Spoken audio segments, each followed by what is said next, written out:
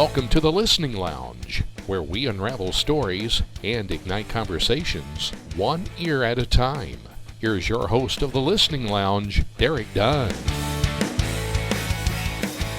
Welcome to the Listening Lounge, where we unravel stories and ignite conversations one ear at a time. I'm your host, Derek Dunn, and I'm thrilled you have joined us. Remember, you can catch all episodes of the Listening Lounge on Facebook, Instagram, the YouTube channels RJ on the Air and the Listening Lounge, and Spotify. We actually hear those episodes on Facebook and our YouTube channels and Spotify. And if you missed an episode, you can check out Facebook, the YouTube channels, and Spotify. All past episodes are archived and are available on those social media platforms. Also, we'll be posting some audio highlights, few audio highlights anyway, on our Facebook, Instagram, and Spotify pages. Now, if you would like to donate to help support the pod and help me continue creating great content, there's a couple of ways you could do that. You could donate on Patreon at patreon.com/Derek Dunn or Venmo at DRK-DUN. My guest for episode number 5 of the podcast is a dear friend and mentor I've known for about 12 years. In fact, he was one of the first people I connected with when I moved to Charleston, Illinois, and I learned so much working for him at Hit-Mix 88.9 WEIU, which is the college radio station at Eastern Illinois University.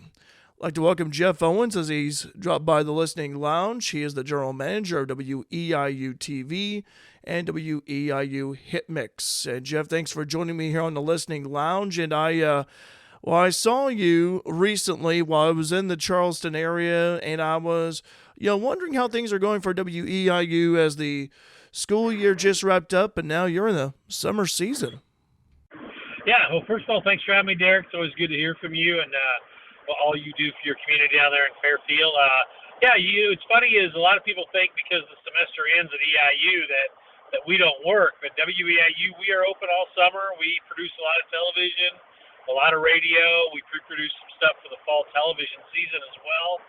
So we're hopping right now at Eastern Illinois University. It's a big time in the summer for us to get a lot of things done. We just don't have near as many students around, and so it's more of the staff projects that we work on, and we also prepare for the fall semester. Well, I was going to say, what in terms of when you look at summer, you talked about where you don't really take a day off at all. You're always busy working. So what do you guys do in the summer to keep the programs of Hit-Mix as well as WEIU TV going? I'll start with radio. Rob Calhoun does the morning show still 6 to 9. Jarrett Singleton is his student co-host, and we have about 3 or 4 other students who do various shifts during the week so we can stay live as much as we can. I host Issues and Attitudes on Mondays at noon. It's a 28-minute talk show. We have a couple of EIU students who assist in that because it's also on television. And we just we don't carry any live sports in the summer. It's just more music and a lot of specialty weekend shows for music on Saturdays. For television, we, Issues and Attitudes, City Spotlight, TV shows that are talk interviews continue to be produced. We also pre-produce Being Well, which is our health show, and The Paw Report, which is a show about pets and pet health care and pet safety. We record all those that air in the fall season.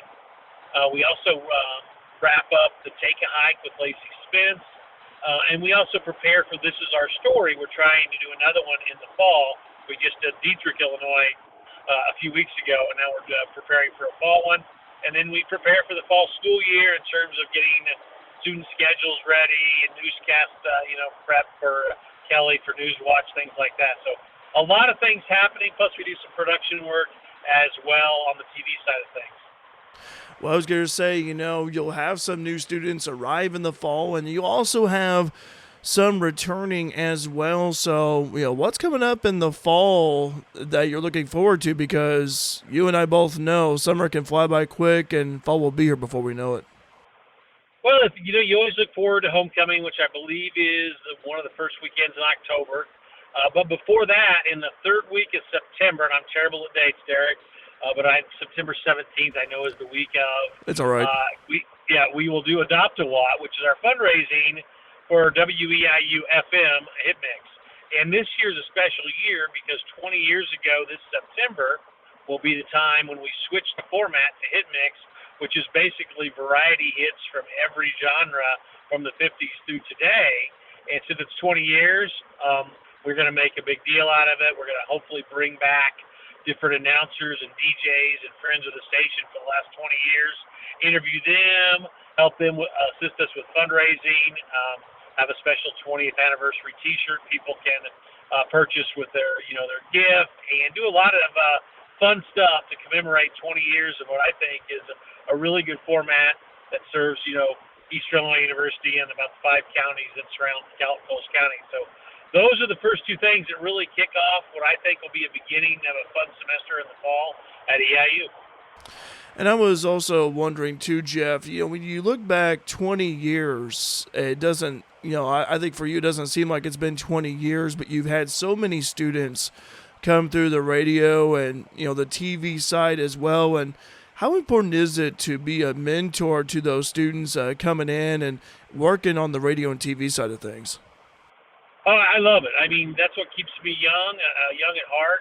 It's funny when I think I've told this story. I don't know if I told it on one of your shows, but when I got here, I didn't think about the relationships you build with these students. And so you get to know them in some cases 1, 2, 3, 4, 5 years, and then they graduate and they're quote unquote a little bit out of your life, and you get to know them. And when they leave, it's really sad in terms of, they're not going to be with you day to day.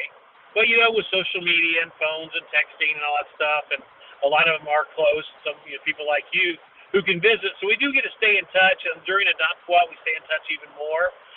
But, you see them grow up and get great jobs. Sometimes it's in the media, sometimes it's not. But we have students all around the country that are doing great things, or great work. It's funny that they're starting to turn into the 40. Some of them are 40 now, which makes me feel even older.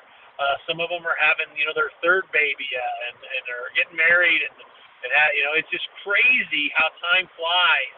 In the last 21 years at EIU, we've met so many great students who've went on to great things, and, all over the country. Like I said, from Boston to Arizona to Chicago, Detroit, Central Illinois, Fairfield, Illinois, everywhere. We have some great Eastern Illinois University students who have went through WEIU TV and radio, and we're proud of them all. They've all done a great job. And the cool thing is, I won't say all stay in touch. Well, the majority of them stay in touch, and they'll send me updates when they have a life event or a baby or get a new job or get a promotion. And that's the fun part, when you hear the good news. Everybody in the world of bad news, when I get to hear good news from a former student who calls in and says that they're doing great things, that makes it all feel worthwhile. Yeah, I was going to ask you that. You actually hit upon it, but I was going to ask, what is it like to hear from that former student who just landed that job, and maybe they've cited you as like a resource, not afraid to put down you as a reference, because I think it must be like a humbling feeling. Oh, it's very humbling. It's so rewarding. And I think back to our student who just won a lot of awards, John Wills, and I think you've met John a couple of times. One of our better students we've had over the last 20 years, and he had a girlfriend in Champaign, so he knew he kind of had to stay in Central Illinois. And for a while there, he was really getting a little, I won't say distraught, but he was upset that he had landed a media job. Well, he comes in one day and says, "Hey, I got a job." He's a news director or a news producer at WAND TV in Decatur. And so, he's going to commute from Champaign to Decatur, which is about an hour, but he was so excited. He was so just thrilled that, I told him, I said, just keep hanging in there. It's going to happen. It's going to happen. And then when it happens and you see the smile on his face, but you see the relief, it's like, man, all that work was worth it. He always was one that did extra stuff, showed up for events, showed up for, things that we needed for volunteerism. John did it, and it worked out well. Now he's got a job, and hopefully he's doing great over there. And that's the story right now off the top of my head that means so much. There's a TV station up in the Quad Cities that has hired 4 WEIU TV or radio kids in the last, basically couple of years. that just warms my heart. And one of them is a Mattoon kid. And so it's just really cool to see the success that I think that we're doing at WEIU. It's just not me. It's Rob Calhoun. It's Kelly Goodwin. It's Lacey and Ramin and Kian and our team that we've built there that helps the students. And we, we're there for the students. One of the things that Dr. Gatrell has told me since he's been our vice president and then now the president is, do things for students, make the students involved. So one of our philosophies is no matter what we do, we want a student or more to be involved in that production, in that broadcast, in that telecast, in that fundraising event or whatever. And then we want them to pay it forward by going into the alumni world and doing good work for themselves and then paying it back to Eastern by hopefully giving a little bit here and there and doing great things. And so it's a fun and rewarding job. Yeah, it's not candy and roses every day, but no job is candy and roses every day. But the most part, it's fun. Just like the other day when you popped in, it's great to talk to alumni. I've had that happen a few times in the last month or so, and they stop in and we have a nice talk, and they get back to their lives. But it's always good when alumni come in and we get to talk to them. Well, Jeff, when I was there, the one thing I forgot to ask was I was wanting to drink coffee with the legendary Jeff Owens, and I forgot to ask that, and I felt like such an idiot afterwards, thinking I should have had a cup of coffee with you. You always talk about coffee. By the way, this is Jeff Owens on the Listening Lounge podcast, and Jeff, since you are the general manager of both WEIU Radio and TV, I like to start off with, what inspired you, to go into the world of broadcasting? I don't think I ever heard the story on that. It's funny is I knew when I was little I wanted to do something in sportscasting or broadcasting. I loved listening to the radio at night. I would listen to different ball games from whatever my radio could pick up. A lot of WLW out of Cincinnati to the Reds games, Cubs games, Cardinals games. And I said, man, I think I want to do that. I think I'd like to be a sports broadcaster and go into communications. So I always knew it. I think I did tell you the story, but I've told it so many times I think I have, is when my dad used to take me to Mattoon Greenway basketball games, I would always like to set where I could see what the radio guys, which would be Ken Waddell or Mike Brad, kind of my radio heroes locally go up down here. I would sit there and watch the basketball game, but I would also watch them. I couldn't hear them or anything, but I would just watch how they interacted and how they set their equipment up, and I thought it was fascinating. I guess I was hooked at a young age, and I always knew it. And so when I went to Eastern, I went in, I took broadcasting classes. I was working at the station WLBH AM and FM part-time my last couple of years at Eastern. And so I just always knew. I don't know why. Either the epiphany would be when you get your first radio when you're a kid and you start listening to WLS music, but then you also find ball games on there and you go, man, I think I want to do this. So did you ever announce any sports once you kind of got your foot in the door of media or no? I did a little bit of sports. I actually took a sportscasting class at Lakeland. They required us to do a few games. At WLBH, I did a couple of games here and there. And then when I went to Cromwell Radio, I did a few football games for Mattoon High School, and I did a few football games for Charleston High School when we would have announcer issues or if somebody would have quit or resigned or something. So I've done a fair share, but I'm not up to the numbers like you guys have done. But, I mean, if I had to call a baseball or a football game, I would be very comfortable with doing that. I wouldn't be comfortable with basketball because I like basketball, but I don't think I would do very good at that. I never really called any basketball. Baseball and football would be where I did. I also did a lot of public address announcing, which is different than radio, but it's speaking to people and being clear, and you still got to tell the story and get the stats and the names and numbers correctly. So I've always dabbled in sports and sports announcing, but it's never really been my full-time forte. I would have loved to have done more, but just my job, titles and duties kind of led me where I couldn't do that as much. Has there ever been a sport that you've always wanted to call, but you've never called before? If so, why?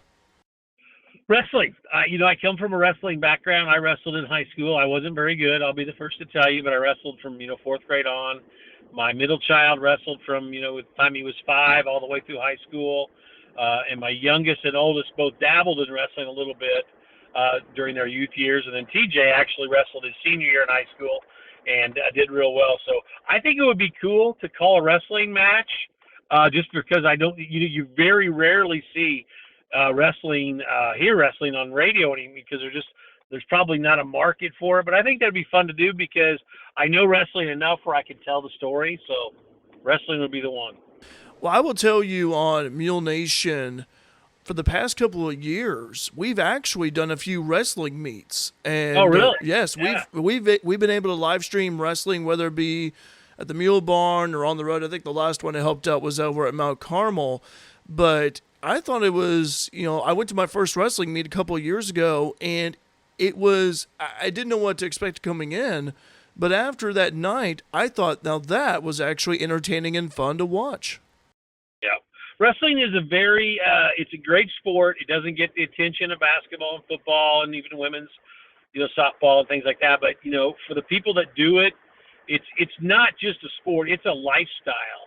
I mean, when wrestling season starts, everything that you do changes as a wrestler, as a wrestling parent, as a wrestling coach, or if you're just a fan, because it's just a different world out there that not everybody sees and appreciates. But I tell you, it's a great sport.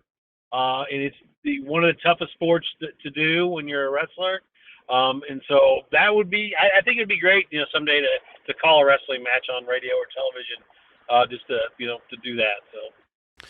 And Jeff, just wondering, since you talked about your wrestling days as a youth and until the present day, what have you noticed that's changed the most about wrestling since, again, from time you were wrestling as a kid, a teenager, all the way up to the present day?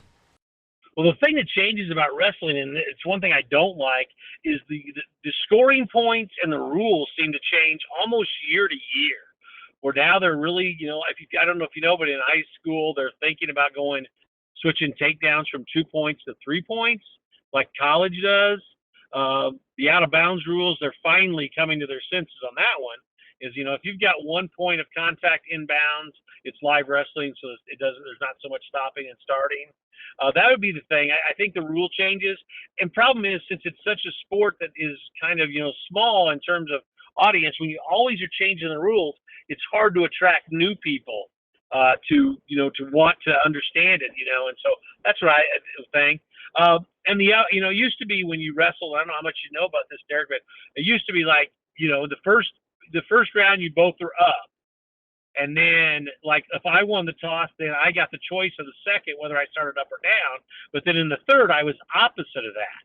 But no matter what, now you could be up 3 times in a row or down, the second and third period both, if it falls your way. So the up-down stuff and how you start each period is different than it was when I was wrestling. Jeff Owens here in the Listening Lounge podcast, and really interesting talk about wrestling. Football, you played football as well for Matt Toon. I know football is a sport that you love, and talk about those days, playing football for Matt Toon. Well, I only got to play football my freshman and sophomore years because I hurt my knee, and I knew that I was a better wrestler and baseball player than a football player. So by going into my junior year, I'd had that injury, so I didn't go out for football my junior year because I wanted to focus on wrestling and then baseball. And so I always regret. I really couldn't have probably played my junior year because I was still coming off that injury. But my senior year, I didn't go out football because I kind of felt like, man, I didn't get to play I didn't play my junior year. Will the guys be mad at me thinking I'm trying to play as a senior? I did, so I chose not to play. Biggest regret of my life because we were really, really good. I don't even know if I'd have got off the bench, but we ended up being like 6-3, and like we were like one play away from going to the state playoffs. So that's one of my regrets. But I definitely wish I could have, but I didn't get to. Baseball and wrestling were my better 2 sports. It was fun. You just I loved competing and playing sports. It's part of your. I think in Matt Toon, it's kind of part of your life. You play sports, so did a lot of that. I actually played a little soccer on the side as well. I wasn't any good at that at all, by the way, Derek.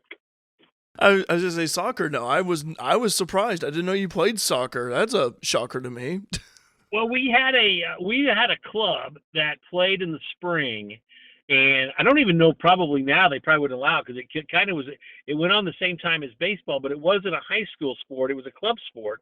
And so we would go on the weekends to different tournaments around the area, and we would just get clobbered every weekend. I mean, we were going up against teams that, had international players and all this stuff. And it was fun. It's a great memory, but man, I don't know how many games we ever won, but it was fun for a couple of years to play a little club soccer. For baseball, Jeff, I'm trying to remember, what position did you play in baseball? I can't remember. Oh, here's a good story. Go ahead. All right. So I was basically in my junior year, I was like a backup second baseman, sometimes DH, but I was a good I was the left-handed pinch hitter because I batted left. My senior year, I told the coach, I said, I want to play the field. I don't want to just DH because I knew I would bat high in the order because I could hit.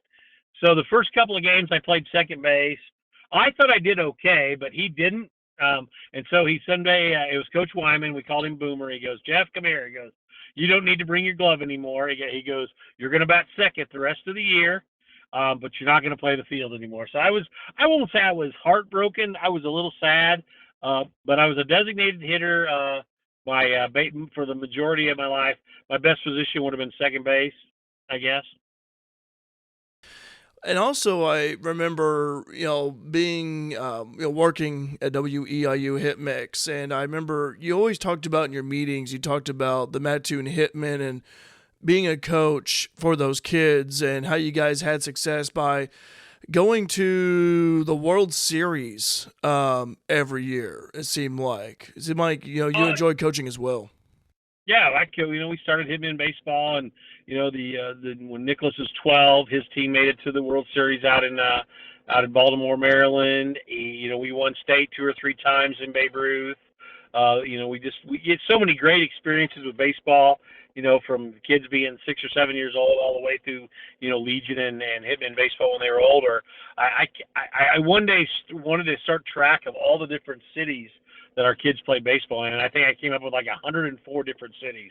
We traveled a lot. It's going to be weird. This is my first summer coming up without travel baseball. TJ, he used up his eligibility last year for high school and travel. So I don't know what I'm going to do this summer, to be honest with you, Derek, because it was such a part of our life, hitting in baseball for, years, and now it's gone. So I guess I'm going to have to learn how to do like yard work and become a handyman or something. I meant to listen to your wife Jamie. Probably meant to. It's just exactly. Maybe like a what was it, like a honey-do list or whatever of things to do around the house and the yard. And I know with my dad retiring recently, that was one of the conversations was, with him retiring, he's like, well, I got to do mom's to-do list, I got to be the handyman, and I was like, well, Dad, you got to be active. I mean, you worked for the city of Fairfield for over 50 years, and it's like, I want you to be active. I know Mom may drive you crazy at times, but look, I mean, you're active and you're doing something instead of just laying on the recliner watching John Wayne movies all day, so. Oh, nothing wrong with that. I get it. But anyway, Jeff, a few more questions here. I'll let you go here. But what is it? I'd like to go back to the aspect. You are the general manager of WEIU Radio and TV. Now, when I was a Hit-Mix back, 2012 to 2014, it was solely radio. I was wondering what made you decide to, pursue that management of both the radio and TV side. Well, we had a general manager who retired, and the university really didn't know what direction they were going to go in at that time because Repack, remember about Repack came out, where some stations were their licenses were being sold because as they repositioned all of the spectrum, there was even thought that WEIU TV could go away, and we didn't. But there was no guarantees, and so we basically went to the president at the time and basically said, I would like a chance to at least manage or, until we find another man or whatever you want to do, I think I can handle it. I've managed a radio group before. And so they believed in me, thank the Lord. Dr. Glassman, Dr. Gatron, all of them believed in me. And they let me interim manage for a few years until I got named general manager, I guess a couple of years ago now. It was just one of the things is when you work at a station, for so long. You made so many friends, and then you were also an alumni of that university.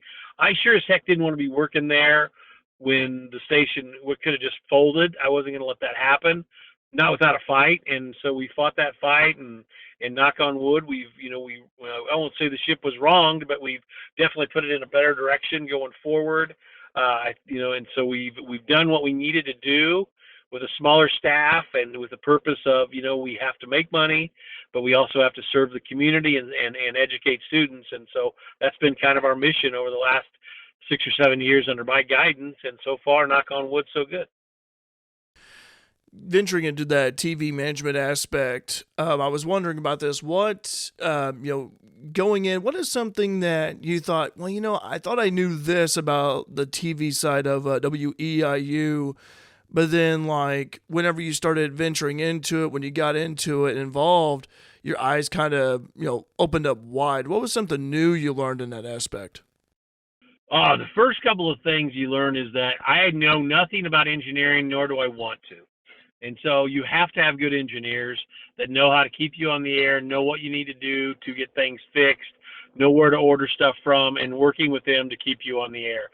Because from a radio background, there's a lot less involved. When you think about all of the software, and we're an avid station and how everything is proprietary and blah blah blah. Where in radio, it's a little bit more free moving and there's less moving parts.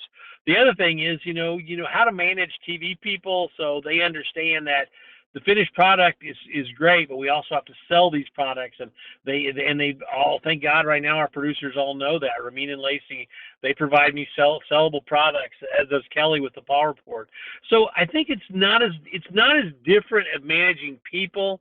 It's just learning some of the stuff. I've always been a TV buff and a TV aficionado, and I watch a lot of TV, so I kind of think I have a good eye for what's good TV. Now, since we're public TV and we're non-commercial, it's a little bit different. But I think just, the willingness to understand that other people know what they're doing, hire good people, or empower good people to make good decisions and let them kind of run their departments, and you just be the guy that helps pay the bills.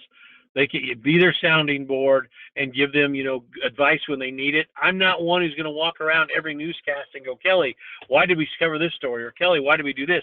That's not my job. My job is to make sure that, the students are in there, she's doing her job, and she has all the tools to make that newscast work. Okay, Jeff, last question here. I know we talked about sports already, but I got to know the story about this, because I don't think I've ever asked you. You may have told it, but it's been so long. But I'm not talking about local sports here. I'm talking about pro sports this time. I know you are a fan of the Indiana Pacers, the Pittsburgh Steelers, and the Atlanta Braves. I talked to someone about this actually recently, a few days ago, and they said, wow, that's kind of a mix. And I said, well, he's a fan of those sports teams. I was just wondering how you became a fan of, the Pacers, the Steelers, the Braves. It's kind of like all over the place a little bit. Well, this will kind of wrap this interview up nice. Just like you just asked about television, I was a victim of television, okay? So go back to the 1970s. Yes, I was watching TV then. My dad would be watching the Bears games on Sundays and screaming and cussing at the TV because they were terrible. Back then, when the advent of cable, we used to get Channel 2, WTWO out of Terre Haute.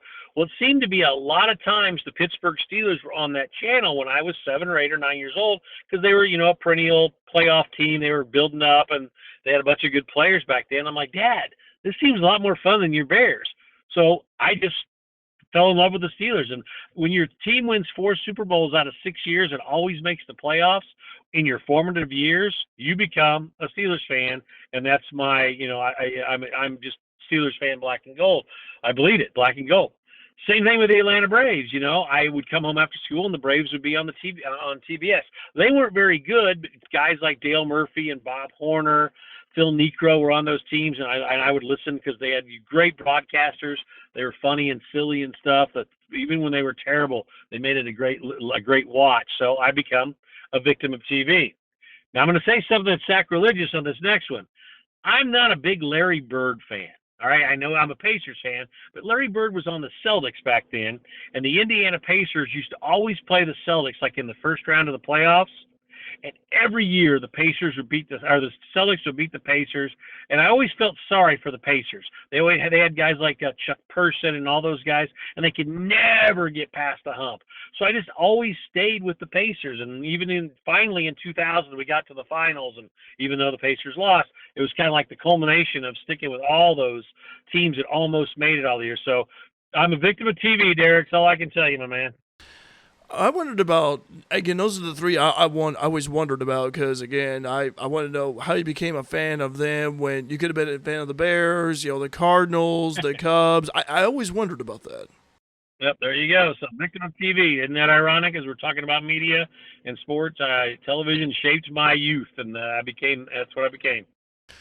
Jeff, I know you got to get going, man, but hey, thanks very much for hopping on the Listening Lounge podcast with me. It's greatly appreciated. Thank you again. Oh, thanks again, Derek. It was good to see you the other day, and as you know, can't wait to see you at homecoming, and hopefully we'll have you on the air during Adopt a Watt, and we can talk about some of this stuff over again, and talk about why people should support us. We look forward to it. So thanks for everything, and stay good, and remember, you are Fairfield's finest.